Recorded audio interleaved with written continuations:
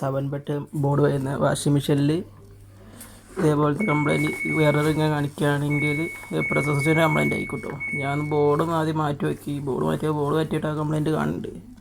അപ്പോൾ pressure switch മാറ്റി വയ്ക്കപ്പോൾ complaint ready ചെയ്ത് ഏത് സ്വിച്ച് വയ്ക്കായാലും ഒന്നും വർക്ക് ചെയ്യില്ല. പ്രഷർ സ്വിച്ചിൻ്റെ കംപ്ലൈൻറ്റ് വന്നിട്ടാണ് ഇങ്ങനെ പ്രഷർ സ്വിച്ച് മാറ്റിച്ചപ്പോൾ കംപ്ലൈൻറ്റ് റെഡി ആയിട്ട്. അതുപോലെ ഡ്രെയിനിൻ്റെ മോട്ടർ ഓൺ ആവുകയും ചെയ്യും, വെള്ളം ഒഴിവായി കൊണ്ട് നിൽക്കും. പ്രഷർ സ്വിച്ച് മാറ്റി വെച്ചാൽ കംപ്ലൈൻറ്റ് റെഡിയാവും.